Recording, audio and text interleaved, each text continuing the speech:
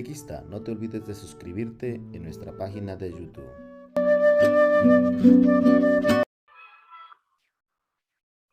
Muy buenas, ya estamos en el penúltimo tema. Entramos ya en lo que se llama la edad moderna de la historia, con el tema de la ilustración, el siglo de las luces, un tema interesante, muy cercano ya a nuestra situación actual, pero por supuesto, como todo, también tiene su complejidad. Les invito, como siempre, a leer el texto con calma, y lo que nosotros aportamos aquí son unas líneas principales para poder comprenderlo. La próxima semana tenemos ya el último tema y tendremos ya una reunión por Zoom para los que quieran preguntar cosas. Siempre, a veces, de cara al examen vienen dudas. Para que estén tranquilos, ya les dije la semana pasada que la mayor parte de las preguntas están tomadas de las preguntas de autoevaluación. Para los que no quieren estudiar, no quieren aprender, pues bueno, les damos esa facilidad. Muy bien, vamos entonces con este temita.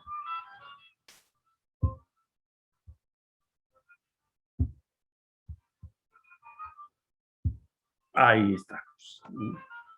Estamos ya en lo que es el siglo XVII y siglo XVIII. La Iglesia, en este tiempo de ilustración, estos siglos en los que el paradigma de pensamiento, de manera de entender la vida, la religión, qué es lo que acepto y lo que no acepto, se va a venir todo abajo, va a sufrir grandes cambios. Vamos a intentar ver un poquito estas principales líneas. ¿De acuerdo? Esto no quiere pasar. Ahora, hubo también una ilustración católica. Aquí tenemos un ejemplar de una revista en el que lo bueno que tiene la ilustración, porque prácticamente malo no hay nada, siempre hay cosas buenas y cosas malas mezcladas, y la Iglesia, como nos enseña la Sagrada Escritura, es como el padre de familia que de un arcón sabe sacar lo bueno, dejar lo malo a un lado para el provecho de sus hijos. Pero esto no siempre es fácil, y vamos a ver que a la Iglesia, de cierto modo, esto la agarró un poco, como decimos, con el paso cambiado, y tuvo sus dificultades, aparte de las persecuciones que iremos viendo también ahora y leerán en el texto, ¿no? La ilustración, la modernidad, el siglo de las luces, el siglo de la enciclopedia, tiene distintos nombres, que todos, si ven, son muy positivos. Después veremos que, como dice el Evangelio, por sus consecuencias los conocerán. No todo fue tan positivo, porque, como pasa muchas veces, se llevó al extremo. En un principio es un movimiento filosófico y cultural. Cuando se estudiaba filosofía antes en el Perú, se quitó porque se decía que no valía para nada, pero cuando uno estudia historia se va dando cuenta de que hay muchas cosas, muchos grandes cambios en la historia que se han producido por filósofos. No yo escribo hoy como filósofo, mañana cambia el mundo. A veces puede pasar 50 años, pero lo cierto es que ese movimiento filosófico empieza a crecer, a crecer, a crecer, empieza a generar cambio de opinión. Recordemos que la Biblia, metanoia, es cambio de mentalidad, y el cambio de mentalidad va a suponer un cambio en la vida, en las estructuras, y se va a ir cambiando todo. Es, por lo tanto, un movimiento filosófico que va a influir en la cultura, después va a influir en la historia, en la economía, en la sociedad, en todo. Nace en Inglaterra, después se va a extender a toda Europa, y de Europa llegará también a América. Pronto, sobre todo en el siglo XVIII, uno de los grandes difusores de este movimiento van a ser los masones, que son los que principalmente lo van a traer a América, también desde Inglaterra. Pero curiosamente, donde va a cuajar y va a agarrar fuerza y va a producir grandes cambios y movimientos, va a ser en Francia. En 1751, como la gran obra de esta ilustración, nace la enciclopedia. 17 tomos que recogen el conocimiento y el saber tal y como lo entiende este movimiento filosófico. Esto no es novedoso, ya se ha hecho antes. Si recuerdan, en los temas, en el siglo VI, San Isidoro de Sevilla también hace una enciclopedia, en un siglo distinto y con una mentalidad distinta, pero intentan de alguna manera como comprender, recoger todo el saber que se conoce hasta ese momento, pero filtrado. Vamos a ver ahora cómo y por qué. Este movimiento lleva un desprecio a la Edad Media. de alguna manera se quiere retomar toda la cultura clásica y la Edad Media se considera como una época pues como hasta ahora. Cuando queremos despreciar a alguien decimos, ah, tú vives en la Edad Media. Lo que no queremos es razonar y discutir. Y como no tengo razonamiento, le digo, tú vives en la Edad Media, porque eso es símbolo de atraso, de oscurantismo, de negación de la razón, etcétera, etcétera. Por ahí vienen un poquito las cosas y si se dan cuenta, hasta ahora todavía lo seguimos arrastrando. Se da una importancia grande a la razón. Todo tiene que ser razonable. Por lo tanto, los dogmas no sirven de nada. Bien sean en ciencia o, sobre todo, los dogmas religiosos. Todo tiene que venir de la experiencia, todo tiene que pasar por la razón. Lo que conocemos porque otro ha dicho, ya no sirve. Y aunque este otro que ha dicho sea Dios, tampoco sirve. En un primer momento no se va a negar la existencia de Dios, después vamos a ir viendo que Dios queda en una especie de una cosa etérea que está ahí, bueno, ni me toca, ni me mueve, ni me conmueve, que es lo más cómodo en un primer momento. Es por lo tanto racionalista y positivista. Lo veremos un poquito más en la diapositiva siguiente. Los padres son del racionalismo, Descartes, un gran cristiano, y Bacon, la famosa navaja de Bacon, en la que decía que solo sirve, la navaja viene de que cortaba, solo sirve lo que aprendemos por los sentidos. Lo que tocamos, lo que oímos, lo que vemos, lo que medimos, lo que pesamos, lo que no entra ahí, no existe, o me da igual si existe o no. Claro, ahora, en un estudio filosófico un poco serio, resulta que lo que se ve, lo que se toca, lo que se mide, es la materia. Luego, lo que están diciendo, no sé si ellos se daban cuenta en el momento que lo decían, es que yo solo puedo conocer lo material, pero hay otras muchas cosas que no son materiales y mueven nuestra vida y mueven la historia. Ustedes me dirán cómo medimos cuántos kilos es el amor de mi madre, cuántos metros ha crecido el amor de mis hijos. Eso no lo podemos medir, pero sin embargo, sin el amor, no lo conocemos. Intentamos medir el conocimiento de lo que vamos aprendiendo en este curso de historia de la Iglesia mediante unas pruebas, mediante unos exámenes, pero yo no puedo decir fulanito de tal sabe 1 kilo más que sutanito de cual, porque no se puede pesar, no se puede medir, no se puede contar. Esto supone una limitación a lo exclusivamente material, porque eso precisamente es la materia, lo que se ve, lo que se toca, lo que se pesa, lo que se mide. Pero hay otras realidades más allá de la materia que no podemos. Yo no puedo pesar mis pensamientos. Puedo intentar utilizar un coeficiente intelectual para decir, este es más inteligente que el otro, pero no puedo decir, tiene 3 kilómetros más de pensamientos que el otro, está fuera de la materia. Luego, lo que efectivamente está haciendo esta navaja de Bacon es limitar mi conocimiento solo a lo exclusivamente material. Ese es el positivismo. Y poco a poco, como decimos, a lo largo de estos 2 siglos, no va a ser cuestión de 1 mes ni de 2 años, pero sí de medio siglo, 1 siglo, va penetrando en todos los sectores sociales. En primer lugar, en las clases más intelectuales, por supuesto, porque suena muy bien esto, de que todo tiene que ser razonable, de que solo sirve lo que medimos, lo que pesamos. Hasta ahora encontramos muchas personas que dicen lo mismo. El agnóstico que dice, yo no sé si Dios existe, no existe. Si existe, no lo puedo medir, no lo puedo tocar, no puedo saber si existe o no existe. Así que ni me declaro ateo, que es una toma de postura, ni me declaro creyente en Dios, que es una toma de postura. Abstengo el juicio, no me le complico la vida y vivo como si Dios no existiese, como si Dios no entrase en mi vida. Es muy cómodo al final. Y claro, muchas veces nuestros razonamientos están arrastrados por nuestros intereses o por nuestra comodidad. Aparece, como vemos aquí, el culto a la razón, el culto a la justicia. Este es el símbolo de la masonería, que van a ser uno de los promotores más adelante de este movimiento. Las raíces más o menos ya las hemos ido diciendo. Las remotas están en el protestantismo que critica a la Iglesia, critica las enseñanzas de la Iglesia, critica la mediación de la Iglesia para conocer a Dios, de tal manera que va negando todo lo que de alguna manera sostenía la Iglesia, la tradición, el magisterio, la revelación se extiende de otras muchas formas. Ellos dicen, no, no, solo la Escritura, solo Jesucristo, no hay otro tipo de mediaciones. Luego ya vamos dejando a un costado a la Iglesia, después a Jesucristo y finalmente a Dios. Y un humanismo que aparece en el siglo XVI que intenta poner al hombre en el centro.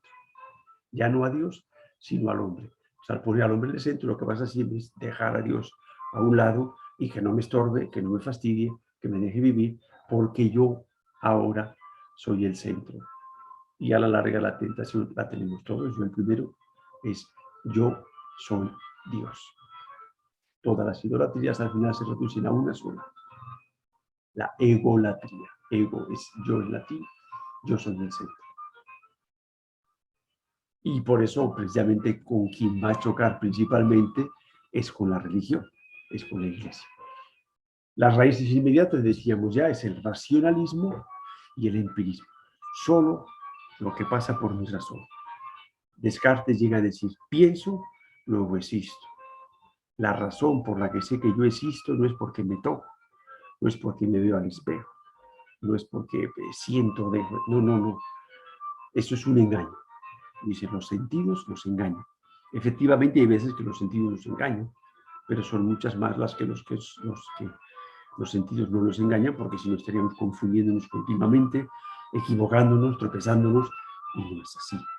Que a veces los sentidos nos engañen, quiere decir que no podemos fiarnos ingenuamente de los sentidos, pero no puede decir que yo no conozca por los sentidos, que es lo que decía la escolástica. Todo lo que llega a mi mente llega por medio de mis sentidos. Descartes dice, no. Yo sé que existo, no porque toco, no porque huelo, no porque palpo, yo sé que existo porque pienso. Pienso, por lo tanto, existo. Todo lo demás lo pongo en duda. La duda como método, por eso se llama la duda metódica. Yo dudo de todo. En el caso de Descartes todavía no duda de Dios, porque Descartes es lo suficientemente sincero para reconocer que Dios está a otro nivel de lo que estamos hablando. Dice, de Dios no puedo dudar, porque se nos vendría todo abajo. Pero los que vengan después de Descartes van a decir, no, si dudamos, dudamos de todo, incluido y empezando por Dios. Y Dios se viene abajo. Y el empirismo o el positivismo, decíamos ahora, por un lado es la base de la ciencia moderna, ¿no? Conocemos por medio de la observación, de la medición, pero la ciencia moderna es la ciencia que estudia la materia. Hay otro tipo de ciencia, como es la filosofía o como es la religión. Recibe sus conocimientos no solo de la materia que se mide, que en el fondo son los sentidos, porque yo mido con mis ojos, peso con mis ojos, con el tacto. Luego, de alguna manera se contradeciría con lo que dice Descartes, pero bueno, no vamos a entrar en esos temas. Y ya decíamos antes, dentro de esa ciencia moderna que se va a desarrollar mucho y va a ser muy bueno, de hecho va a haber grandes científicos que eran hombres de iglesia, sacerdotes, católicos, etc. Pero la tentación siempre hasta ahora en la ciencia es considerar que solo existe lo que yo estudio. Lo correcto, lo sincero es, yo estudio la realidad desde un punto de vista, pero no es el único, ni es completo. Una esfera yo no la puedo ver completamente los 360 grados a la vez. Si veo este lado, no veo este otro. Luego yo soy sincero en decir, yo veo esto, ¿tú qué ves? Yo veo esto. Pues hombre, juntando esto con esto nos hacemos una idea. Y si además tuviésemos otro que lo vea por aquí, mejor, porque complementa esto con esto. Y otro que lo vea por aquí. Eso es un científico serio, sincero. Pero el que dice, no, lo que yo veo es lo único que importa. Lo de los demás es un engaño, es una mentira, es una falacia. No, no. Y ahí es donde aparece el problema entre la ciencia y la religión, o la ciencia y la filosofía. La ciencia en este sentido moderno de ciencia sobre la materia nada más. Y esto lo seguimos arrastrando hasta ahora. La idea de fondo es la razón puede entenderlo todo. Se produce una soberanía absoluta de la razón. Esto, además de ser absolutamente falso, porque si decimos que nuestros sentidos nos engañan, muchas veces nuestra razón nos engaña. ¿Cuántas veces pensamos, este fulano lo ha hecho por esto porque yo le conozco, y después resulta que no era lo que yo pensaba, sino que era otra cosa distinta? Pero acá viene una imposición sobre la realidad. Antes decíamos, lo que yo puedo recibir por mis sentidos es lo que existe. Ahora no, lo que entra en mi cabeza, lo que entra en mi razón, es lo que existe. Si Dios no entra en mi cabeza, Dios no existe. Lo que yo no puedo entender, no existe, porque yo no lo entiendo. Entonces el criterio de existencia, el criterio del ser, es mi cabeza, es la razón. Es lo que decíamos antes. Yo me acerco a la realidad. Un punto de vista es la razón, pero no es el único. Es importante, por supuesto, y ya desde San Pedro decimos que hay que dar razón de nuestra fe. No criticamos la razón. El problema es cuando convertimos la razón en lo absoluto. De hecho, se habla de la razón como la diosa razón.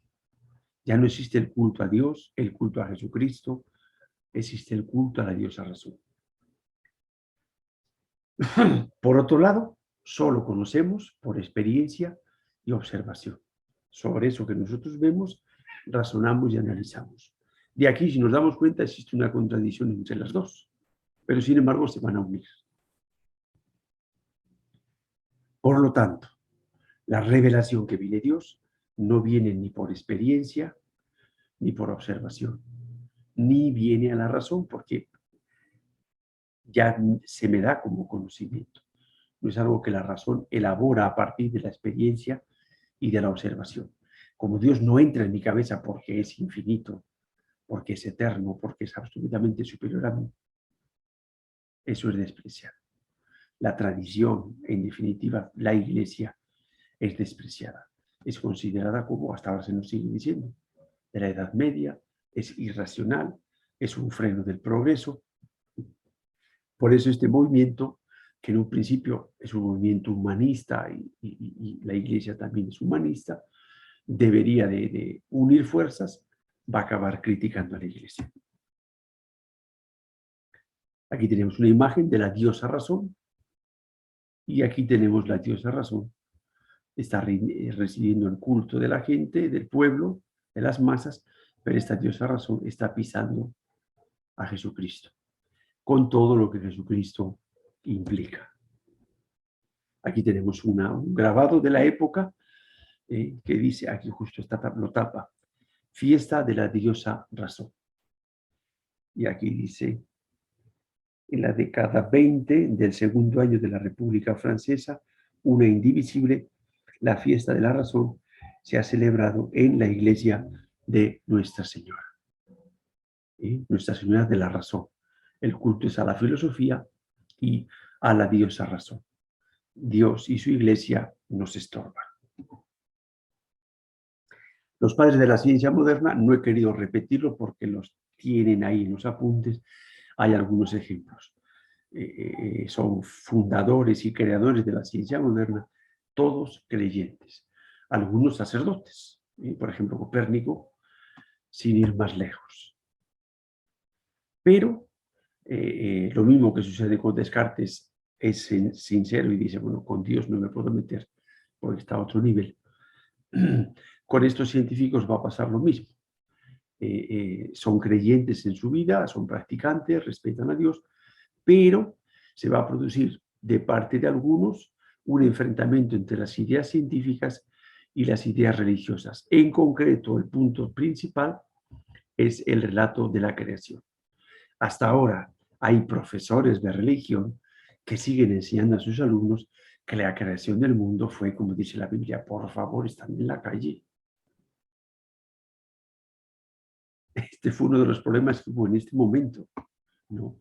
La ciencia se acerca a la realidad desde un punto de vista. La religión, la filosofía se acerca a la realidad desde otro punto de vista. La ciencia intenta explicar el cómo sucedieron las cosas. lo vamos describiendo, si es posible, mediante fórmulas matemáticas que nos permiten después, avanzando en esto, predecir el futuro. La religión no entra en eso. La religión, la filosofía, lo que buscan es por qué suceden las cosas, de dónde aparece, por qué donde no había nada aparece algo. Entonces el relato de la creación es un cuentito, una especie de mitología que lo que intenta explicar es de dónde venimos, quién nos crea, pero no lo podemos tomar al pie de la letra como un relato científico, porque no es científico. Esto van a ser unos cuantos años, incluso siglos de enfrentamiento para que cada uno se ubique en su sitio.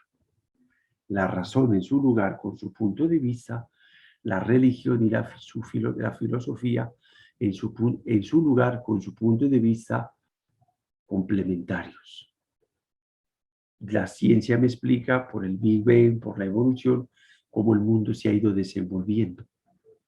Pero la ciencia no me dice por qué había un punto de energía infinita. No lo puede decir, porque del punto para allá la ciencia no tiene nada que hacer, no puede aprender. ¿Por qué explotó ese punto? No lo puede decir.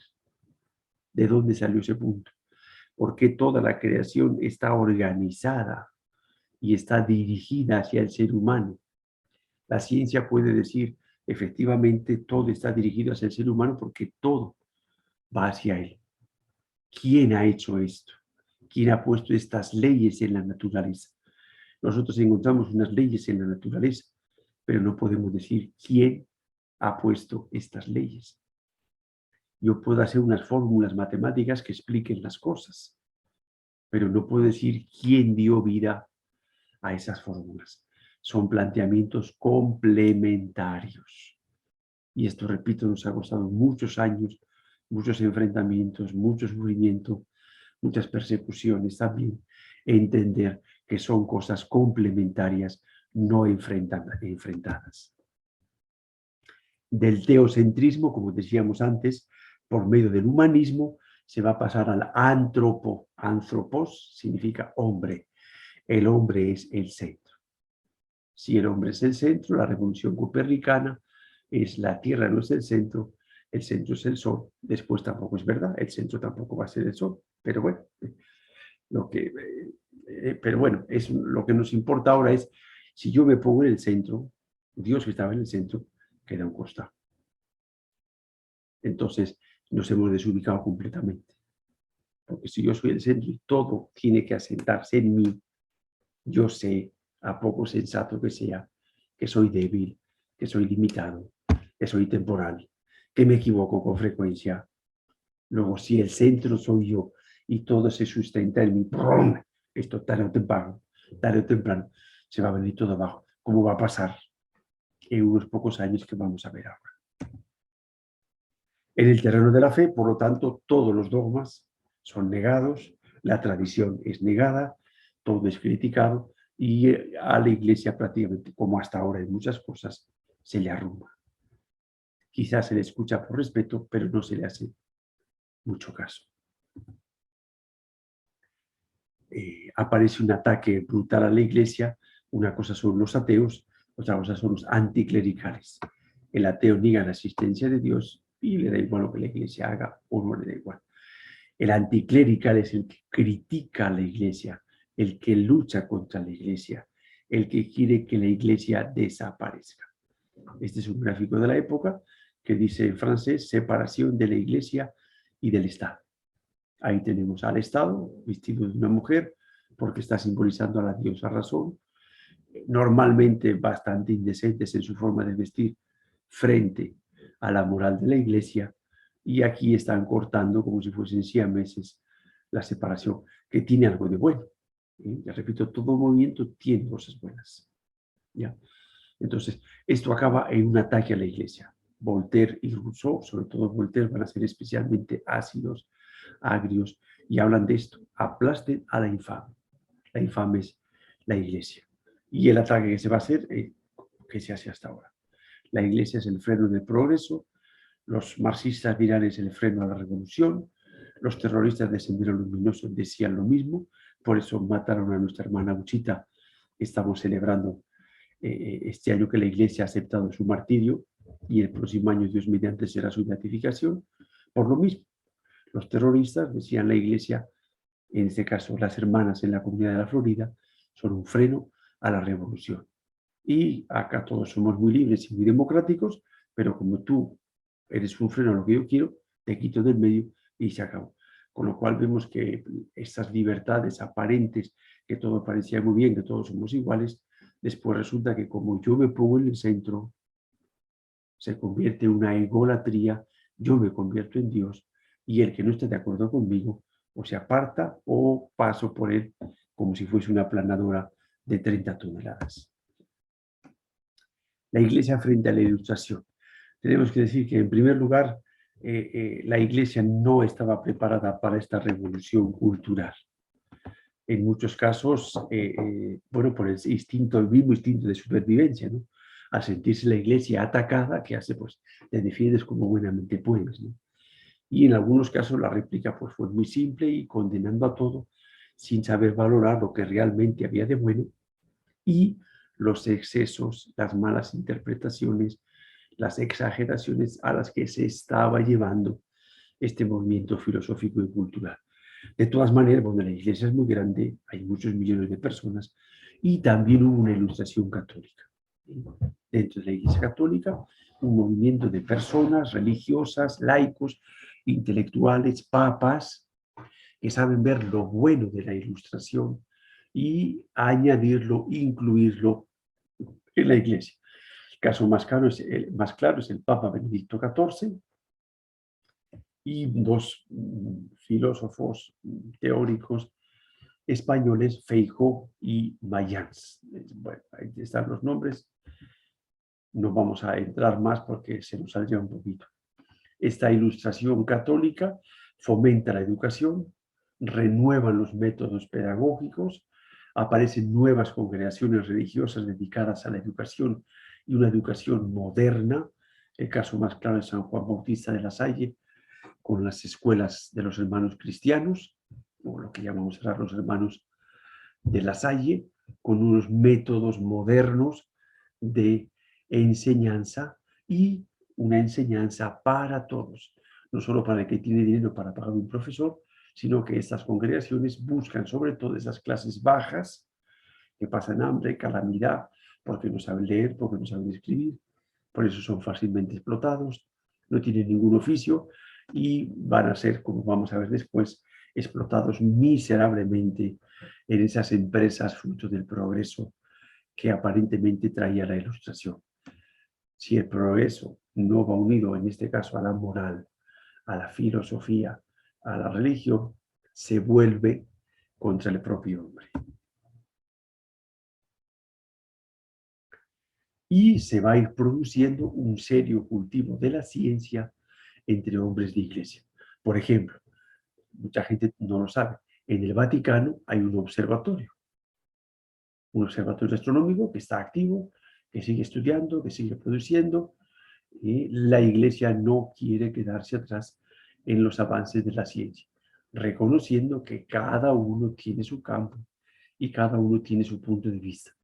Hay un diálogo con los científicos, hasta ahora lo sigue habiendo, para intentar unificar los puntos de vista de cada uno de la misma realidad. Si están chocando, algo no estamos haciendo bien. Entonces vamos viendo cómo vamos acomodando esto para que sean complementarios y sean enriquecedores. El tema, por ejemplo, de Darwin y la evolución.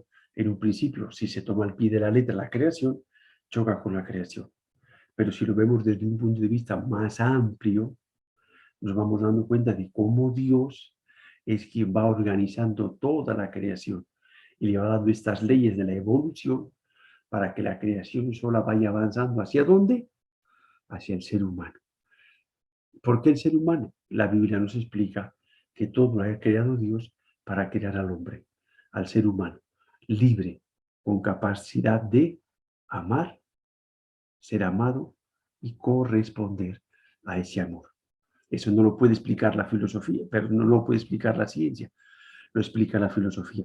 Pero al ver cómo va evolucionando el universo, vemos cómo Dios de forma inteligente y amorosa ha ido creando todo efectivamente hacia el ser humano. Y ahí es donde se va produciendo este diálogo. Llegamos así, ya a finales del siglo XIX, donde el Concilio Vaticano I, por eso el del siglo pasado es el segundo, va a estudiar estas cosas. Va a hablar de determinados temas, pero uno de los temas es la relación entre la fe y la razón. Las posibilidades que tiene la fe gracias a la revelación para conocer el mundo, para conocer a Dios, para conocer al ser humano, criatura e imagen de Dios, y los límites que tiene la fe. La Biblia no es un libro de ciencia, es un libro de religión. Tiene también sus límites que tenemos que saber respetar para no decir barbaridades. Y la ciencia tiene sus posibilidades. La ciencia incluso puede llegar a descubrir detrás de un mundo ordenado tiene que haber un ordenador. Ese ordenador es Dios. Entonces, la ciencia también puede acercarse a Dios, pero conocer a ese Dios bondadoso, Padre, ese Dios Trinidad, la ciencia no puede llegar a eso. Tiene también sus límites. Nos damos cuenta, esto es tremendamente actual. El principal fruto de la Ilustración va a ser la Revolución Francesa. Y enseguida vamos a ver que cuando quitamos a Dios del medio, el hombre pierde su imagen y semejanza y se convierte en una bestia. Frente a un mundo absolutista, el rey de Francia, el gran imperio en esa época era el imperio francés, el rey se convierte en el dios sol, dice yo soy el Estado, yo sé lo que tengo que hacer y yo voy a trabajar para el pueblo, pero sin el pueblo. Al final ni con el pueblo ni sin el pueblo, yo soy el dios sol y hago lo que me dé la gana. La iglesia, por supuesto, me estorba porque me dice lo que está bien y lo que está mal. Y a mí no me interesa lo que está bien y lo que está mal. A mí me interesa hacer lo que yo quiero. Entonces, claro, empiezan a pisar al pueblo, a aprovecharse del pueblo, y es donde el pueblo salta. Se produce en el 1789, que es una fecha fácil de acordarse, 7, 8, 9. El asalto a la prisión de la Bastilla. El gran instrumento material e intelectual de la Revolución Francesa va a ser la guillotina. Incluso el que inventó la guillotina va a acabar en la guillotina. Y van a cortar cabezas a muchas gentes. Forman la Asamblea Constituyente, desaparece el Estado, matan a todo lo que pueden y el que no sale huyendo, y esta Asamblea Constituyente proclama algo muy bueno, los derechos del hombre. El lema de la Revolución Francesa, curiosamente, es tremendamente cristiano. Libertad, porque somos libres, porque Dios nos creó libres. Igualdad, porque somos iguales, porque somos frutos del mismo Creador. Fraternidad, porque somos hermanos, porque somos hijos del mismo Padre. Luego, curiosamente, lo que proclama la religión francesa es eminentemente cristiano, aunque después vaya a ir en contra del cristianismo. Muere el absolutismo en Francia y prácticamente en todas las monarquías europeas y van naciendo las democracias nacionales. Esto es lo que se va a llamar la soberanía del pueblo. Ya no nos gobierna un tirano, ahora el pueblo es quien nos gobierna. Esto suena muy bonito, pero la historia ha demostrado que es bastante utópico y que fácilmente aparece otro listo que maneja el pueblo, que lo domina y lo sojuzga, como va a pasar años después con Napoleón. Va a arrastrar a las masas de Sardén, se va a hacer coronar nuevamente emperador y lo que perseguía el emperador francés va a acabar en unos pocos años, estamos hablando de 20 años, coronándose nuevamente él, el fruto de la Revolución Francesa y de la Ilustración, el emperador. La historia nos demuestra que los que dicen que van a liberar a los pobres, lo que normalmente hacen es que mueran muchos pobres y que el que iba a liberarlos es el que ahora va a oprimirlos. los liberó del anterior, pero él se convierte ahora en el opresor. Las revoluciones violentas, la historia nos ha demostrado que cambiamos, como decía el otro, mocos por babas. Promulga una sociedad más igualitaria, donde todos somos iguales, pero vamos a ver enseguida que esto no se va a hacer realidad. Las ideas son correctas, son ciertas, pero la base que acabamos de ver es precisamente Dios. Si yo quito a Dios, esto es cuento chino. Si yo cuento a Dios, ¿por qué tú vas a ser mi hermano? ¿Por qué te tengo que ayudar a ti? Si yo tengo dinero y tengo poder y tú eres un miserable, ¿por qué tú vas a ser igual a mí? No, no, no, para nada. De hecho, por eso mataron a Jesucristo, porque decían que todos eran iguales. Entonces, ¿cómo va a ser igual un romano que un judío? ¿Cómo va a ser igual un doctor de la ley que un pobre muerto de hambre que vive en la calle mendigando? No, no, no. Pues, claro, el que es feliz porque digan que son iguales es ese muerto de hambre que está pidiendo en la puerta del templo. Y entonces le calentamos la cabeza para que enfrente al que está arriba, para que muere en el combate, y al morir el que está arriba, me suba yo. Eso es lo que ha pasado en la historia, prácticamente en todas las revoluciones violentas. ¿Ya? Bueno, se produce una secularización. Esta secularización, século significa el mundo, el siglo. Tiene algo bueno. Debe de haber, el Concilio Vaticano II insiste, una independencia entre las realidades temporales, las realidades del día a día y la Iglesia. Lo mismo que decíamos de la ciencia y de la religión, aquí sucede algo lo mismo. Los dos vivimos en el mundo, los dos tenemos una función distinta en el mismo mundo que deben de ser complementarias. La religión no puede meterse en todo y decir a un gobernante tienes que hacer así, tienes que hacer así.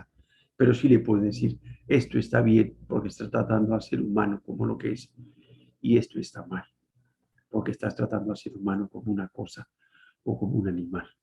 Pero dentro de estos dos extremos, tú verás cómo vas haciendo para que esto vaya saliendo adelante. La ciencia tendrá su método de trabajo y tendrá que hacer su trabajo. Pero si la ciencia yo después la voy a aplicar por medio de la técnica en contra del hombre, para matar al hombre, para manipular al hombre, etcétera, etcétera, entonces estoy utilizando la técnica de una forma negativa. Entonces sí hay una cierta independencia, pero no es una autonomía total y absoluta donde yo hago lo que me dé la gana, independientemente de lo que Dios nos ha enseñado. Bueno, la independencia se va a convertir en hostilidad frente a la Iglesia. Van a aprovechar a robarle los bienes que tiene, que vienen muy bien, porque claro, me los robo y me los quedo. Se los regalo a mis amigos o los vendo y me quedo con el dinero. Se destruyen los templos, los monasterios, esos terrenos normalmente en buenos lugares, en lugares céntricos, me los voy a quedar yo. Y después voy a manejar esos terrenos, esos dineros, etc. Supresión de órdenes religiosas, porque sí, llegan y dicen, a partir de ahora no puede haber más órdenes religiosas. Y los jesuitas que tienen mucho poder van a ser suprimidos, porque tienen una influencia grande en las clases intelectuales. Y no interesa que haya un pensamiento distinto a mí. No habíamos quedado que la razón es la que importa, pues vamos a razonar. No, no, no, no. Es que tú no razonas como yo. Por lo tanto, tú estás equivocado, fuera. Y si no estás dispuesto a pasar por donde yo te diga, te mato y muerto el perro, se acabó la radio. Se arrestan y se asesinan sacerdotes, religiosos, religiosas. Se hace una constitución civil del clero que convierte prácticamente a los sacerdotes en maestros. Pero el sacerdote no va a enseñar lo que la iglesia dice. No va a enseñar lo que él cree. El sacerdote tiene que enseñar lo que el gobierno le diga o le imponga. 2 siglos después, estamos en la misma jarana. El gobierno quiere imponer lo que se enseña y cómo se enseña, por encima de los padres y por encima de la iglesia también. Luego vemos que esto trae mucha cola. Todo esto va a suponer mucho sufrimiento para la iglesia, pero va a haber también mentes preclaras que van a decir que esto a la iglesia le va a venir bien, le va a empobrecer, le va a acercar a esa imagen de Jesucristo pobre, sin fuerzas del Evangelio, y va a purificar la iglesia. Va a ser una iglesia, como decía el Papa Francisco, pobre para los pobres. Y lo que no fue capaz de hacer muchas veces de prescindir de ese poder y de esa riqueza porque quería, pero no podía, tienes las manos enganchadas, Dios, por medio de aparentemente paganos, va a hacer que la iglesia se purifique, vuelva o intente volver a las grandes masas de gente pobre, ignorante, y veremos después cómo se va a ir preocupando por ellos.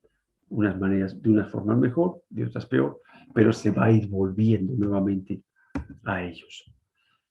Curiosamente, este movimiento intelectual va a dar un empujón a la ciencia y a la técnica, y se va a producir una revolución industrial, de tal manera que aparece la máquina de vapor, aparecen grandes empresas, sobre todo textiles, que son capaces de producir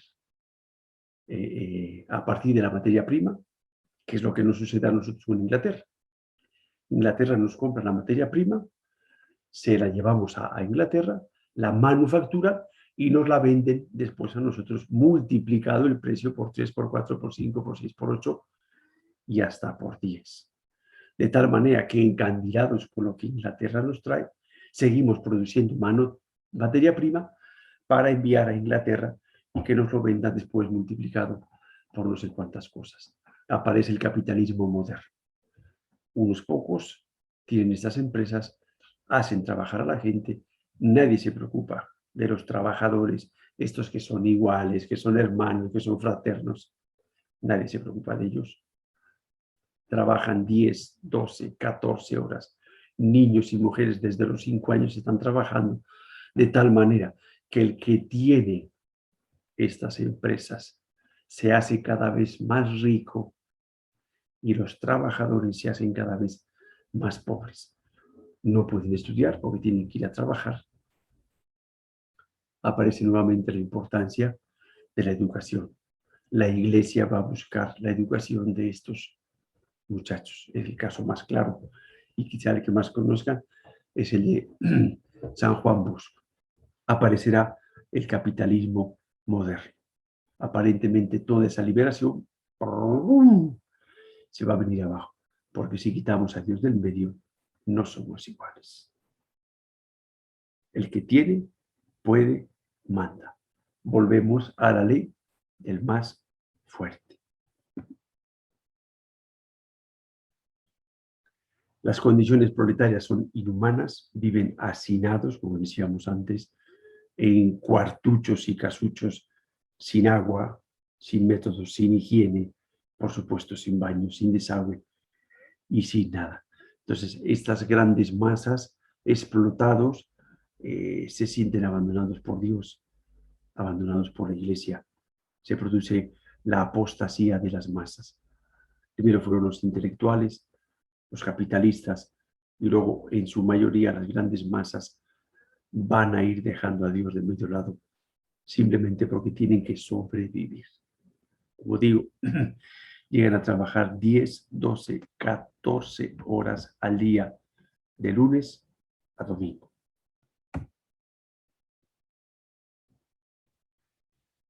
La actitud de la iglesia en algunas ocasiones ha sido simplemente tranquilizadora y resignada.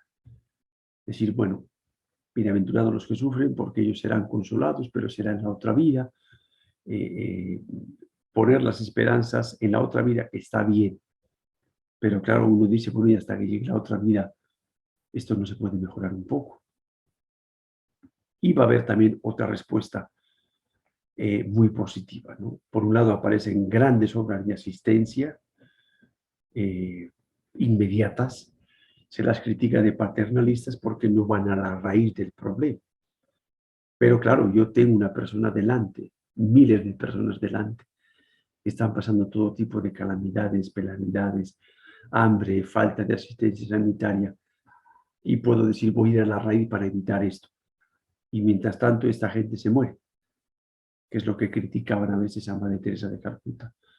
Entonces, bueno, yo siento que mi vocación es atender a este que tengo delante, aunque a la larga aparentemente no solucione el problema. Aparecerán después otros movimientos culturales y de pensamientos, que es lo que llamamos la doctrina social de la Iglesia, que empezará con el Papa León XIII, con esta encíclica Rerum Novarum, sobre las cosas nuevas. Después los siguientes papas irán profundizando en esto. Aparecerá el derecho a la propiedad privada, donde yo tengo una casita digna para vivir. La importancia del trabajo, pero por encima del trabajo está la persona. Por lo tanto, la persona es lo primero. El trabajo es necesario para yo vivir, me da dignidad, pero tiene que estar controlado. Entonces va apareciendo la jornada laboral, el precepto dominical, no solo para ir a misa, sino también para que descansen, para que estén en familia, para que coman, para que disfruten, para que se rían, para que coman juntos, para que laven la ropa, para que jueguen al fútbol, para lo que sea. Esto lo defendió la Iglesia. Después vendrán los sindicatos más adelante, ¿no?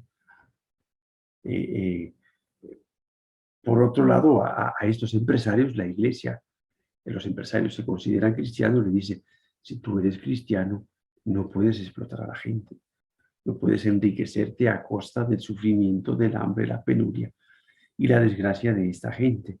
Entonces intenta a estos grandes capitales, a los estados, a los gobiernos, hacerles pensar y ver el lugar de la persona en la sociedad, una sociedad que tiene que ordenarse y organizarse, en la que el motor no tiene que ser la economía. El motor es el desarrollo de la cultura y de las personas. Bueno, como ven, en 2 siglos han salido muchas cosas y bueno, como siempre les insisto, lean un poquito con calma. También les pasé unos audios, creo que también son bastante interesantes, en concreto con respecto a este tema, que bueno, escuchando en cualquier momento nos pueden ayudar a ir complementando un poco esto, y creo que es muy interesante para comprender el mundo en el que nosotros vivimos, ya no moderno, sino postmoderno. Pero para entender el postmoderno hay que entender un poquito el moderno, entender muchas veces estas críticas que nos hacen a la Iglesia y a los cristianos también, por supuesto. Bueno, nos vemos entonces la próxima semana. Volveré a enviar el 8º tema, pero de todas maneras, en principio coordinaría con el padre Raúl, pero en principio a la hora prevista, el próximo martes, tendríamos ya la reunión por Zoom, para los que quieran, por supuesto, de preguntas.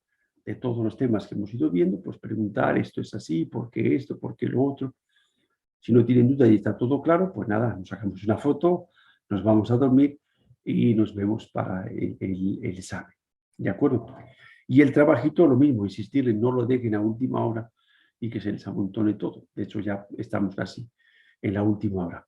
Así que nada, de acuerdo, nos vemos en la próxima semana, si Dios quiere. Que Dios me los bendiga.